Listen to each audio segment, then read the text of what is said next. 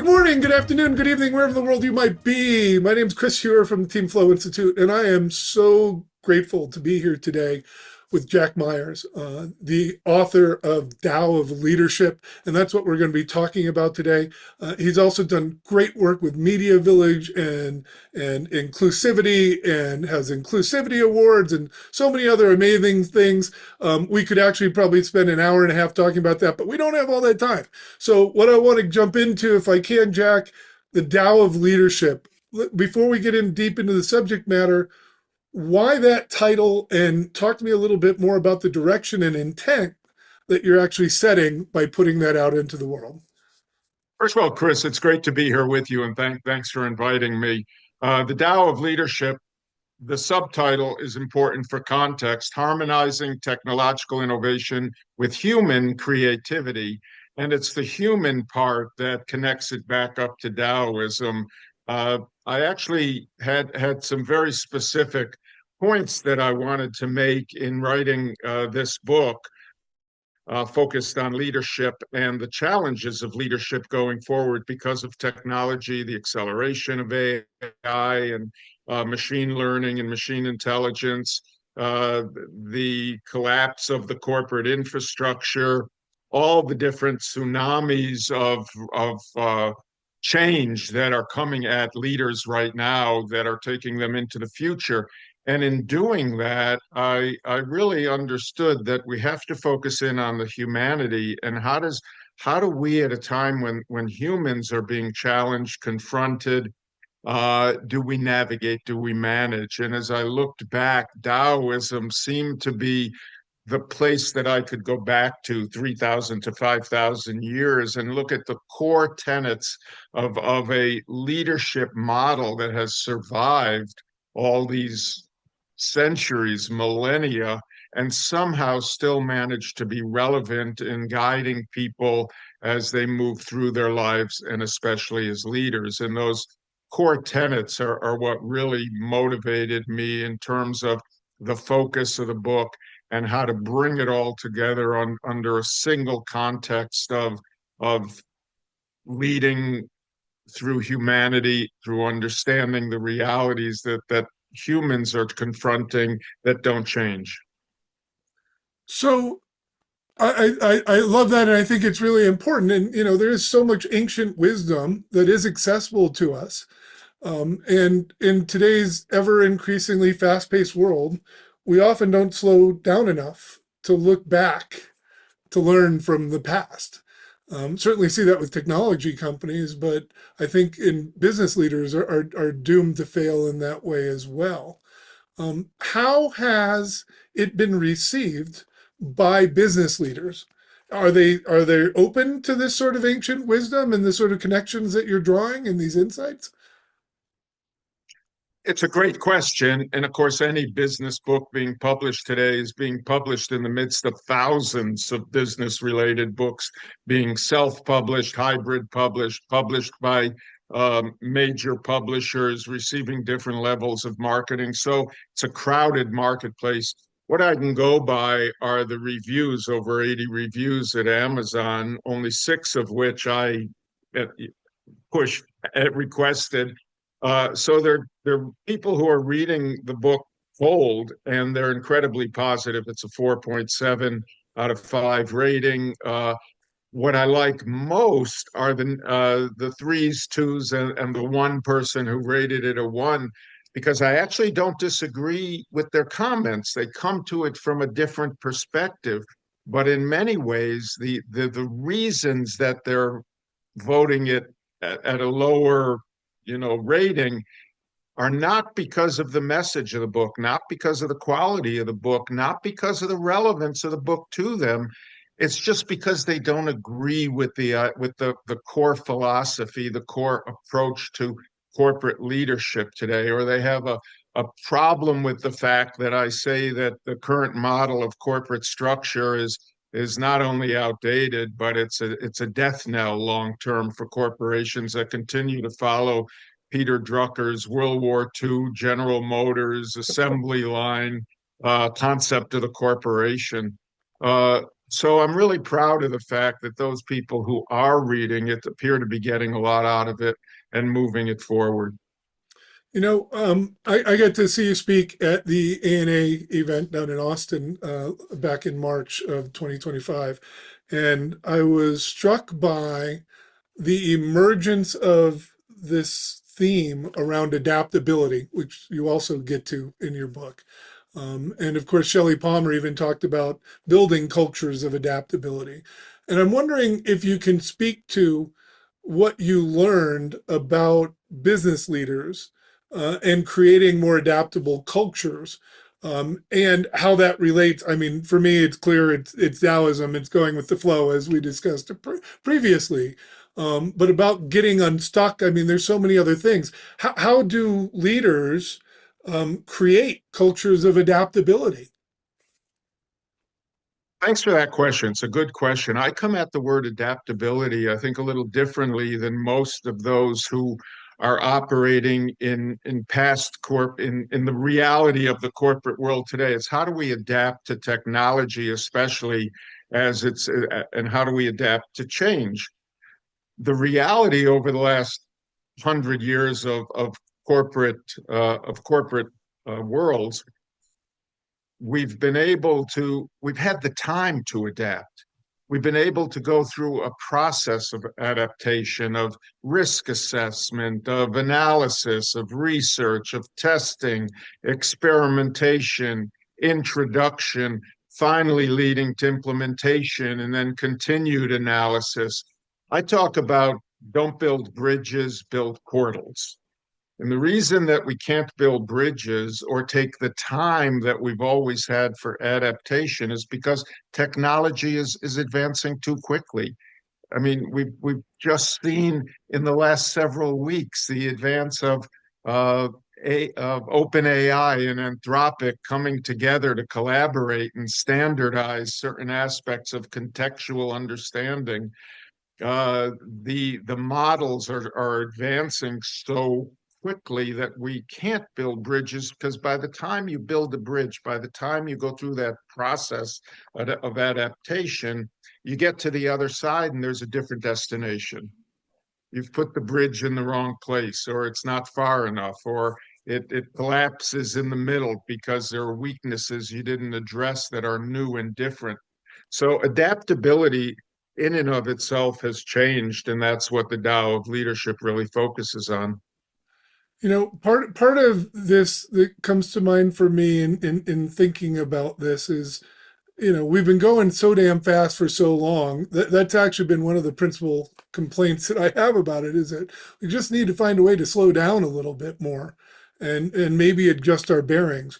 But it seems to me that for the sorts of leaders that you're reaching out and talking to and the ones that you've been working with for so long right now, that in order to have a more adaptable organization, my hypothesis is anyways, that they need to have greater psychological safety so that they can actually feel free to try to break things. And there's a whole bunch of other things that go into it. But at the heart of that all is being clear about values and what the values of the leader and the organization itself is. So can you talk to me about what role values has and where that fits within the Tao of leadership? There was a lot to unpack there, Chris. So I want to go I'm back to the sorry. idea Yes, of slowing down because we've been moving so quickly for so long. yes. The only pushback there is the idea that technology is not slowing down. Technology is speeding up. It's accelerating beyond the capacity of human beings to actually manage or navigate it. That's why machines are going to be managing the machine in the future. So where we need to slow down is with our human relationships inside our organizations, where we need to take note, to understand, and that ties back to your point on psychological safety. I believe that psychological safety takes many forms, but the common element of all of those forms is education. When you're educating, when you're communicating, when you're bringing your teams into the mix, or as you would say, into the flow of the process, of the systems that are being put in place, when they're a part of the process, and especially as organizations integrate their cross capabilities, which they're going to need to do if they're not already, as they break down silos and integrate across silos, as they're going to need to do if they're not already, the importance of managing, navigating, educating, assuring psychological safety, assuring their participation in the process. And that brings us back, number one, to education, and number two, to values. So your values have to be, number one, that you care about the human element in your organization, which many companies don't. Now, the advertising business where I come from, the large agency holding companies have actually, over the last decade, been very good, especially companies like Publicis have been very good at building educational programs and platforms. Many of them have done it under DEI auspices, ERGs, employee resource groups, BRGs, business resource groups, bringing people together, collaboration, participation, education.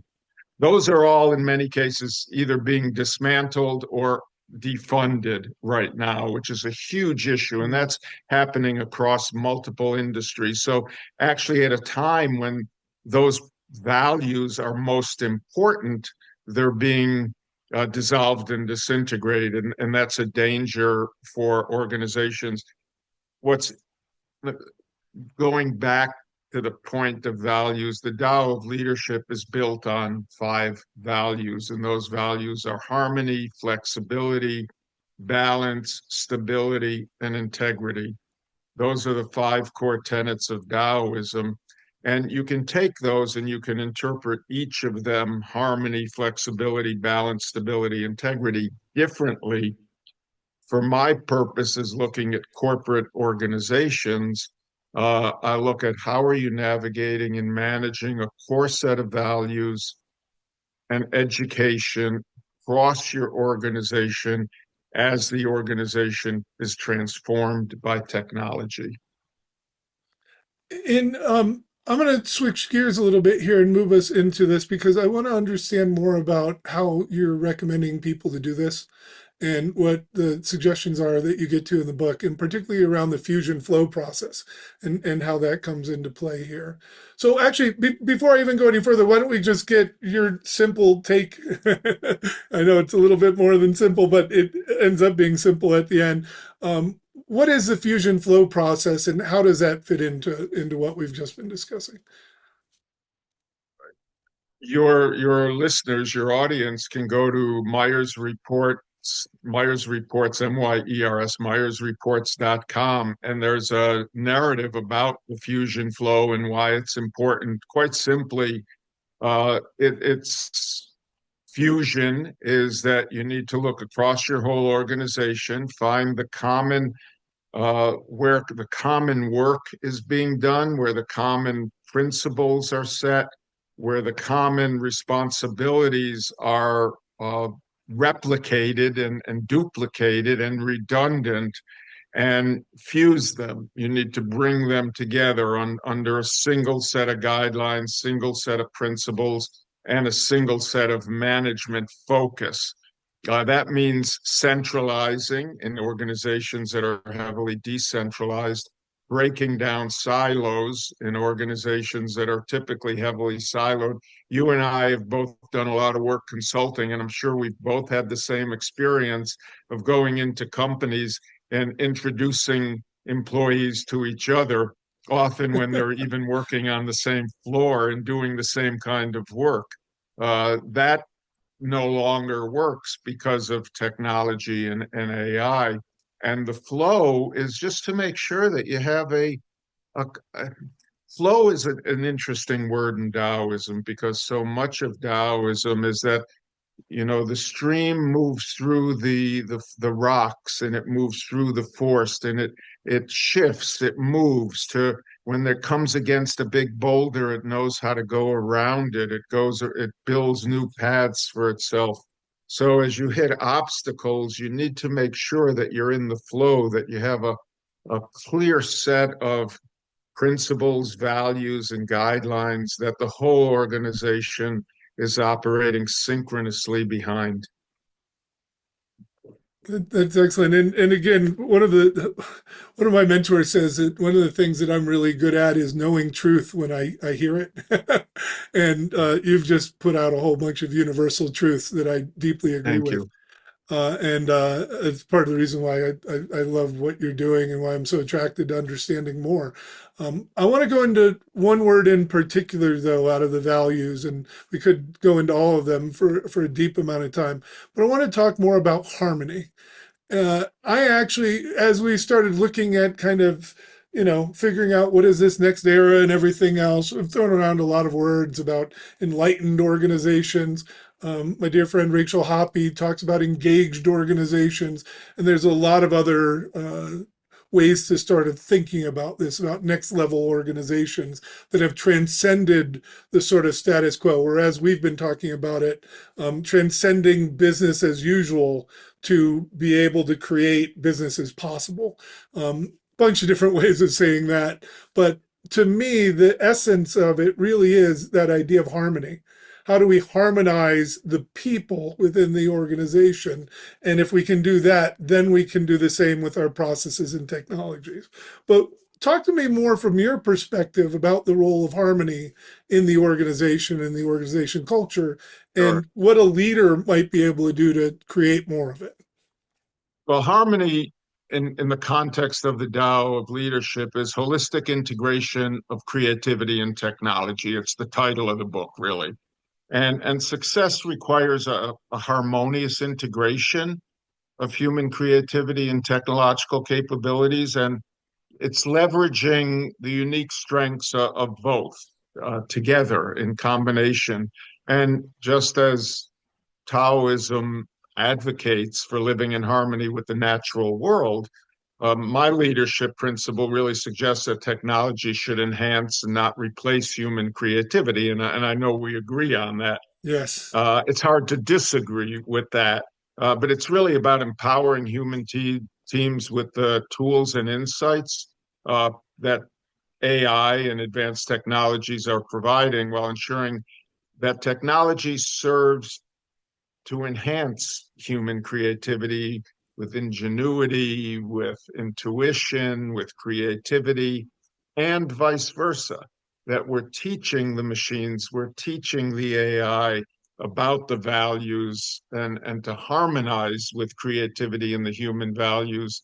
And that takes us to a conversation about ethics. But fundamentally, it's the integrated approach that maximizes the potential of both human and machine intelligence, which ultimately drives innovation and growth. I really do love that. And as you pointed out, we are deeply aligned around the human centric component. Um, and actually, unfortunately, we're at the edge of where business leaders today are starting to make decisions that lead us away from that, that lead us into a fully automated sort of workforce. And in fact, Anthropic, I believe, just yesterday or today, I saw the report this morning, is talking about us having AI employees next year and what that means. And Oh, so, I believe that's already been happening in many sectors, especially in data analytics and other areas. You look at what IBM built out is really, the early AI before it was generative AI with Watson. So there's no doubt that we're moving toward that, and that's exactly where, okay, now if we're going to have technology-based employees, we're still going to have the human needs and the human realities. Leaders have not been trained on managing human beings. They've been trained on managing the technology, the organization, Wall Street, the financial aspects, and the people who have been employed to navigate and manage human leaders have been more focused on risk assessment than they've been on building leaders and building leadership qualities into the organization. So we need a huge, massive transformation. Exactly the point you're making is why it's so important that organizations and leaders refocus. And I say very simply, if there's a leader who is not investing heavily, number one, in AI, and number two, in the human response to that investment, then they should be replaced immediately. Now, have you had the chance to talk to leaders about their AI integration plans and strategies? What have you learned from the business leaders or marketing leaders that you've spoken with so far? Well, I don't think you can realistically write a book about leadership without.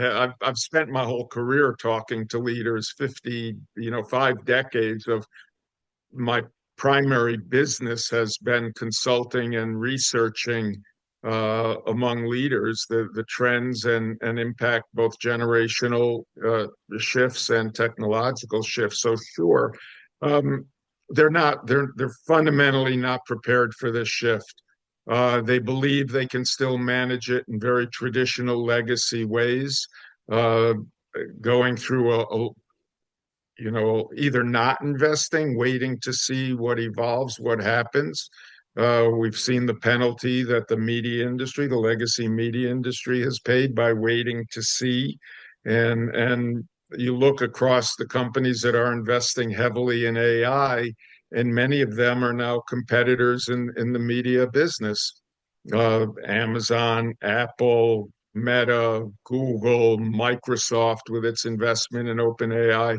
The media industry has made virtually no significant investment in AI.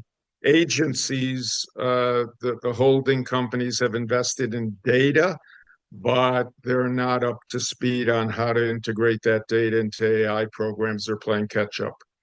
I remember when I believe during the writers' strike in the film industry in particular, I guess with TV as well, to a degree, the writers' strike a couple of years ago. One of the things Netflix did to try to get the writers to come back to the table was to put out a role for a prompt engineer to start doing the writing for all their shows using AI.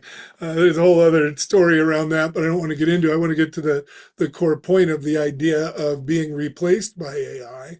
And that, as we found, in at least the little bit of research that I've seen, the surveys and stuff, that fear of being replaced is one of the main reasons why people inside organizations are reluctant to use AI. They believe they're training their replacements. So what do we do to reorient an organization to help their people feel comfortable with AI instead? Well, I'm not the first or the only person that said AI will not replace you. Some other person using AI will replace you. And I go back to my point on education. If we're first of all clear on our own corporate investment in AI, how we're implementing it, how we're organizing around it, how we're restructuring to adapt to the reality of it, and then how are we navigating and managing our people, it's all going to come back to number one, concentrating, consolidating, centralizing, breaking down silos, integrating, and valuing the human impact and realities of those that transformation, and then educating your teams and focusing on creativity, intuition, ingenuity, ethics, and human relationships. Well, I think also leveraging the values that you've outlined in the Tao of Leadership is a really important sort of first step to be able to understand that. And so hopefully more people will pick up the book and start studying not only the ancient wisdom, but the modern applications of it and what we've And in, learned. in and of itself, the holistic reality of the Tao of Leadership is that it's a blueprint. It's a blueprint for leadership in the AI era. So it's not just philosophy or theory. It's a focus on clear principles, recommendations, strategies, implementations, a blueprint for leadership and how you move through this process successfully.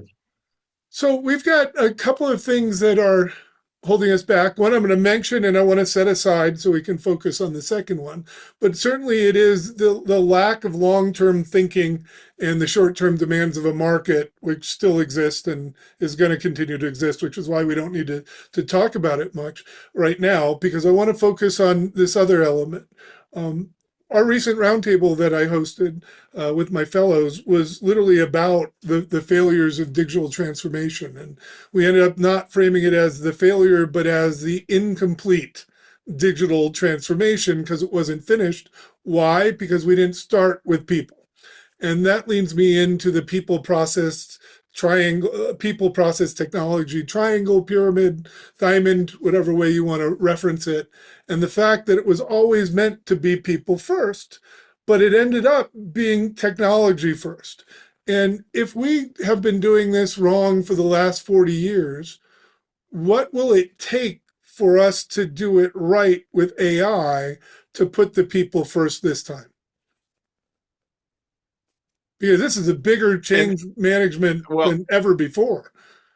exactly. And all as in all your questions, there's a fair amount to unpack. So let me go I'm back to sorry the I do short. that. Yeah. That's great. I love it. The short termism reality is that the vast majority of senior leaders look at their compensation. Their compensation is often based on Wall Street results. Their compensation is based on meeting financial goals, not human goals.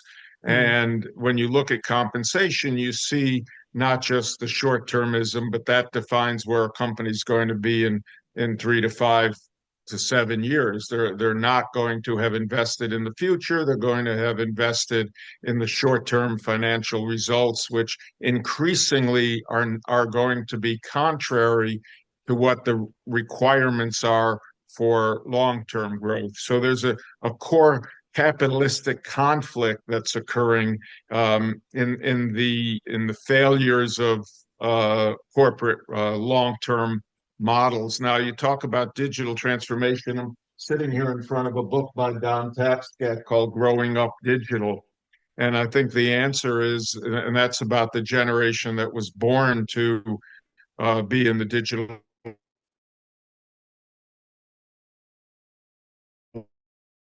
world. I also and that's Gen Z.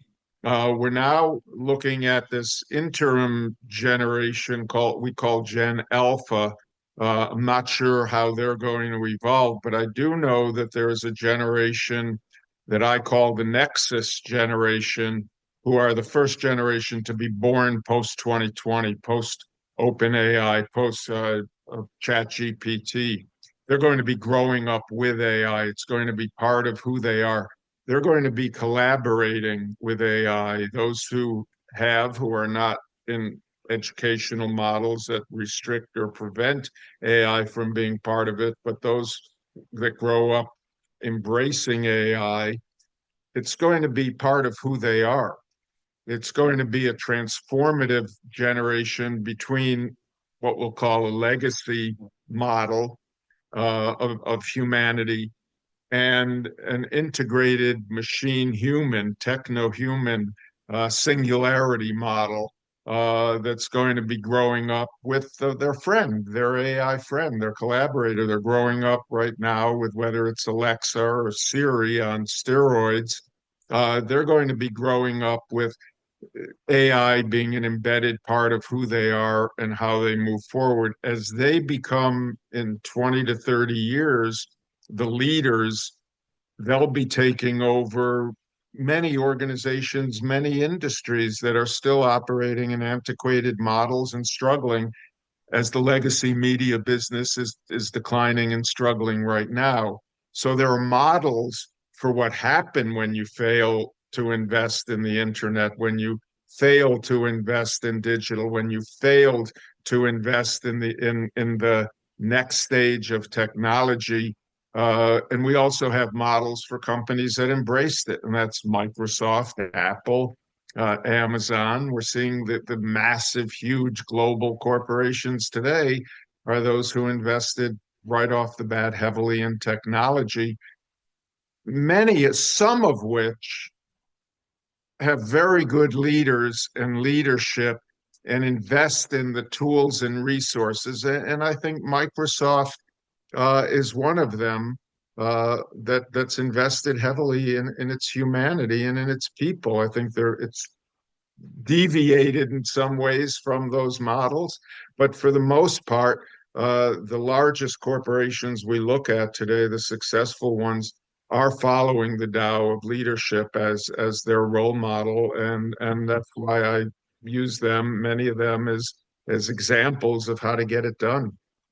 I've got so many more things to talk with you about, Jack, but That we're was a long answer to your long no. question. So, Yeah, no. Your answer was great. It just created 30 more questions that I want to talk to you about, but we're out of time, so I can't get to them all. Instead, I've got a really important kind of closing question. Again, I thank you for doing that. And I am known for overly complicated questions sometimes. That's part of the problem of seeing it all kind of together, is trying to figure out which part of the camel or the elephant to describe first. Do we start with the tusk? Do we start with the tail? Where do we go? And to me, it's all one big thing. So thank you for bearing along and adding some really oh, it's important fun. I'm insights. really enjoying the conversation. Thank you. Well, I'm going to enjoy it for the next decade, I hope at least, Jack. So, good place to start. But let me come back to something you shared earlier, and part of our connection that ties this work together.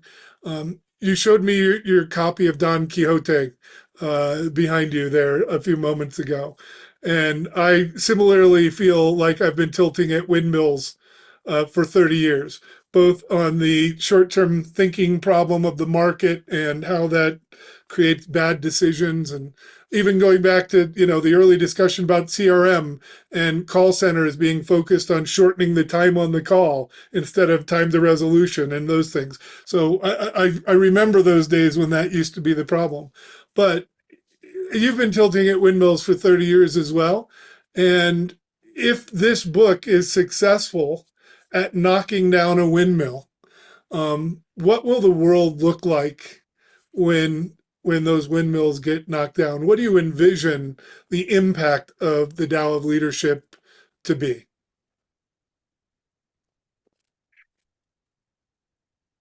I took out my copy. It's a first edition, actually, of Oh my gosh. uh, and the actual title is "The First Part of the Life and Achievements of the Renowned Don Quixote de la Mancha, Miguel de Cervantes Saavedra."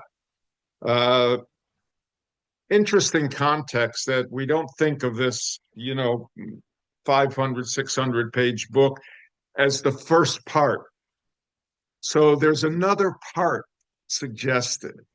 So, I've written, this is my sixth book.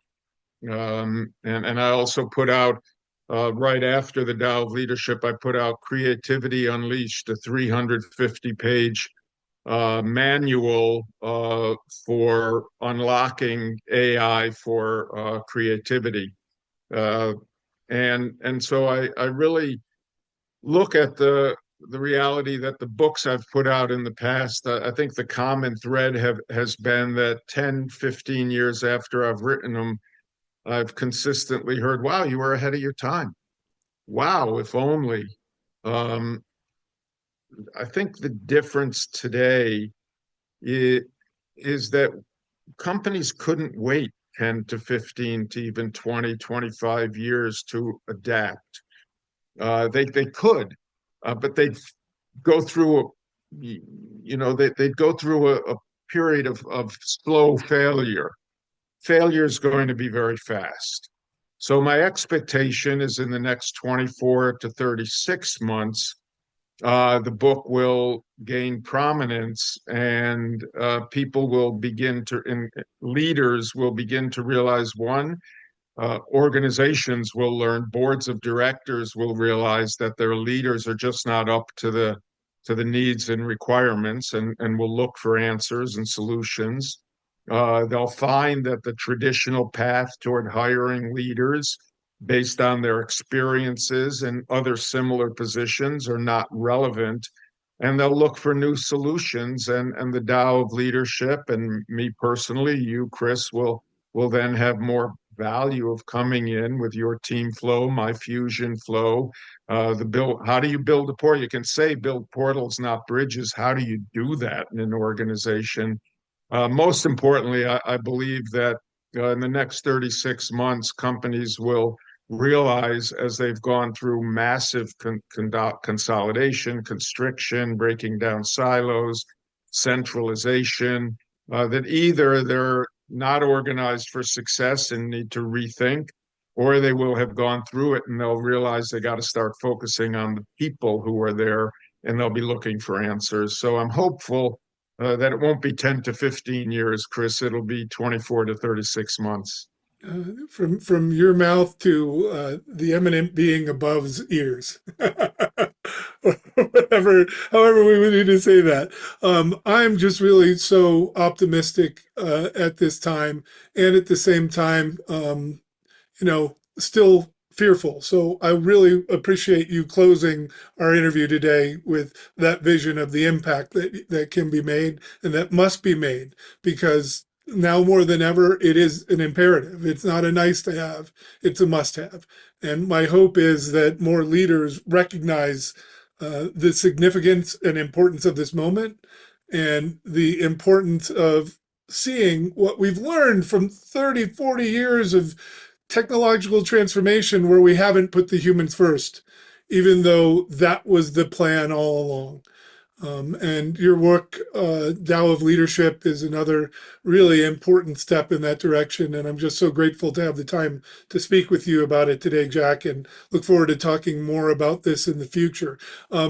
You mentioned a couple of URLs earlier. I'll certainly include those in the article. Any other URLs we want to mention and include? Obviously, you can buy the Tao of Leadership on Amazon, any other online bookstores. Find it in bookstores still, thankfully, that's still a thing. And where else Yes. should we send people to learn more about your work and how they might be able to engage? JackMyers.com. JackMyers.com. JackMyers.com. That's the source for everything about Jack Myers, my books. It's and MediaVillage Education Foundation at MediaVillage.org. For those in the advertising media marketing community, they find new and original content each day from a number of different respected leaders who share my principles, your principles of putting humanity first in the organization. Well, I'm really excited and hopeful for this next period, and more than anything, again, grateful for the universe to be able to create connections like having a chance to meet you and talk about this, and having a chance to amplify your work more, and to integrate it into my thinking so I can share it with more people. So thank you very much, Jack. It's been a pleasure. Amen to everything you've said, and it's been my pleasure. Thank you for including me.